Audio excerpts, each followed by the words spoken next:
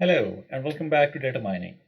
We are going to discuss how you can use machine learning to model language. And it is one of the most interesting applications and one of the most interesting research areas in machine learning, natural language processing. So it is used for machine translation. That's how Google Translate works. You can use it for sentiment classification, whether someone likes a particular product or not.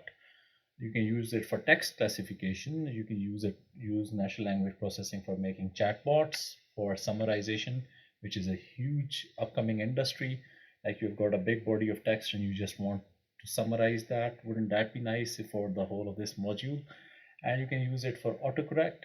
So there are different applications of natural language processing. So there are some really interesting tools available as well, such as BERT and GPT-2 and GPT-3 and all other those interesting language models. What we are going to talk about is some pretty basic stuff in terms of natural language processing.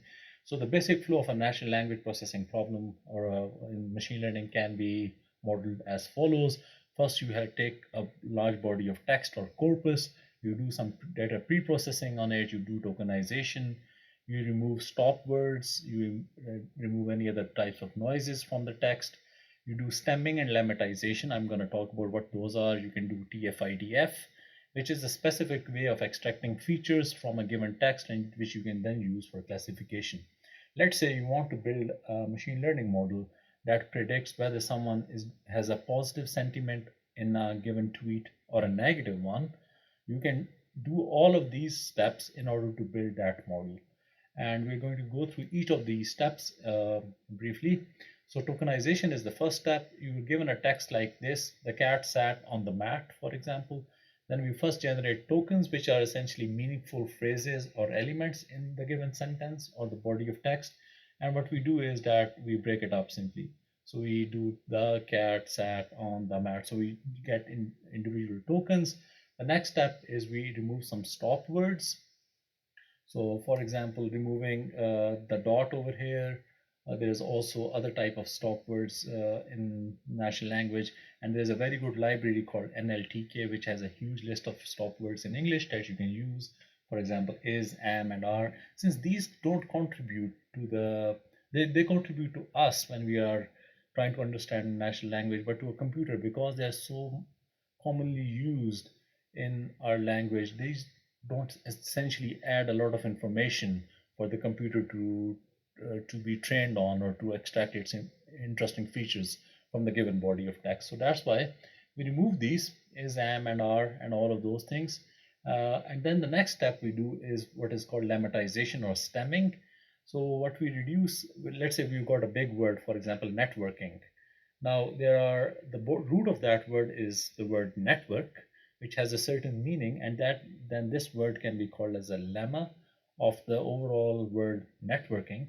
Similarly, we have words like surveillance, for example, but a root of that word can be survey or something like this. You can have different variants of this word occurring. So we remove everything that is not related to the meaning of that object, and we stem it.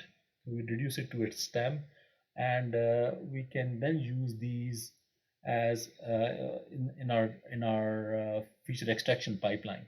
So for example, you can have a word addressing in a certain sentence, but address the ing part of addressing doesn't add anything, so we reduce it to its root. Similarly, need, needed, needing, all of those have the common root, which is called need. So the goal of stemming or lemmatization is to reduce a given word to excuse me to a certain to its root or stem. Okay. So once you have a given body of documents, which we call a corpus, you can build a dictionary of these as tokens, such that if you're given a document, you can represent each word in it by its term frequency. So for example, you can have a document and you can count how many times it mentions all of the words that are mentioned in all of the documents that you have or in your dictionary.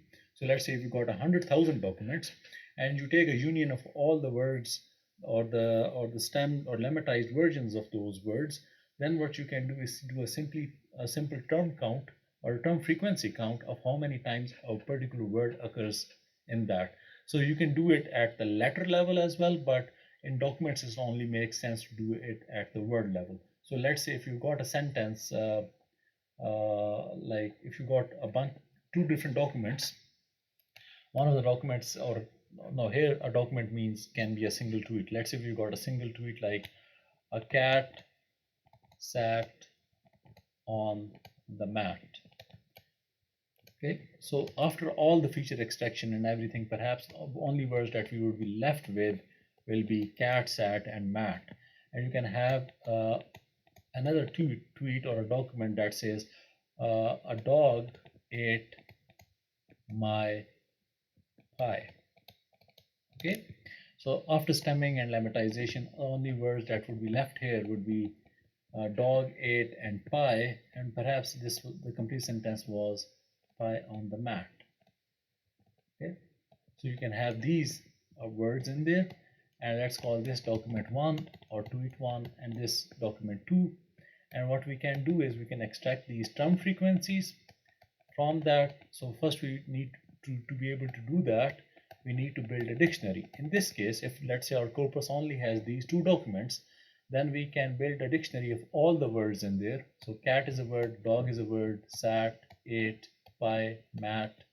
This is going to build our dictionary. So in our dictionary we are going to have 1, 2, 3, 4, 5, and 6 words. Now what term frequency does is that it gives us a simple count of how many word times each word occurs within a certain document. Let's say if our dictionary has the following entries: cat, sat, dog, ate, pie, and mat, then our document number 1 can be presented by a feature vector which has cat occurs once, sat occurs once, dog does not occur in the first one, ate does not occur, pie does not occur, but mat occurs in it once. So we can get a feature vector representation or a term frequency representation for the first document like this one. We can have a similar representation for document 2, in which we can have let's say dog is occurring once, ate is occurring once, and pie is occurring once, and mat is occurring once. Okay, and these are zeros. So this is what is called a term frequency representation. Once we have a term frequency representation, we build something called a term frequency and inverse document frequency representation. Let's say you have got a document in which all of the documents contain the word mat. Then that word is not going to add anything to your feature representation because it does not give you any supervisory signal or any interesting feature that allows you to classify or discriminate between different types of tweets or documents. Let's say we want to classify cats versus documents involving dogs versus documents involving cats. Then we may want to disregard everything else that is not relevant for that particular task. TF-IDF is a step towards that. What TF-IDF does is that it models the frequency of occurrence of different type of words in a document relative to all other documents. So to calculate it, what we do first is we define the frequency of a particular term in a given document. And we've already done that. We have over here done this analysis.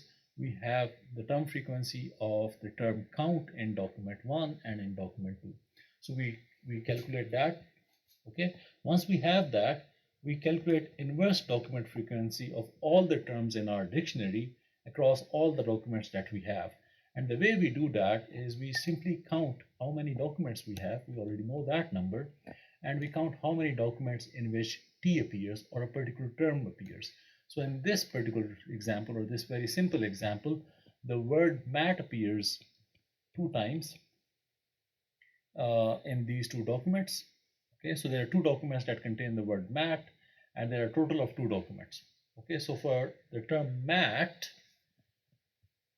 the inverse document frequency of the word mat in our document set is going to be the log of 2 divided by 2, which is going to be 0. Okay, So this tells us that this document is very common across all the documents that we have. In comparison, if you do calculate the inverse document frequency of the word of the term dog, then it's essentially 2 divided by, because we have two documents, divided by 1 because there is only a single document containing the word dog. So in this case, it will come out to be 1 if you're using a log to the base 2. So this tells us that this word is more informative. Okay, so this is what this bit models. And term frequency inverse document frequency is simply a product of the term frequency multiplied by the inverse document frequency. So the term frequency of so the TF-IDF value of the term dog, okay, in document D1, given the document set comprising D1 and D2, would be 1, which is this one, multiplied by 1 because dog occurs once in document D2. So this is going to come out to be 1 and so on. So we calculate the term frequency inverse document frequency of each one of those, and then what we do is what we get is it gives us a sparse feature representation which we can then use for classification. So we can use these term frequencies inverse document frequencies as a feature vector in our modeling, and we can use it for classifying. And there are some really specialized, so this is a very simple way of extracting features, just like any machine learning model. Let's say you want to do document classification, you extract features for term frequency for each document using term frequency inverse document frequency. So now each document is represented by the same dimensionality feature vector, and then you can use that to classify. I'll be posting some resources where you can learn more about these, and there are some really interesting resources available online. However, there are bigger and they're more efficient language models which essentially try to predict, or what they do is they do the following. So let's say you're reading this sentence that language models learn a neural representation or embedding of a token, which is a single word in a document, by trying to predict what comes dash. So there's an empty space over here, a word in a sentence. So what should we fill it with? I think one word that can come here is after, right? Or you can another word is before, right? And this is what they do. These language models, such as GPT-2 or BERT, are essentially ways of trying to predicting what comes after a given part of the of a token.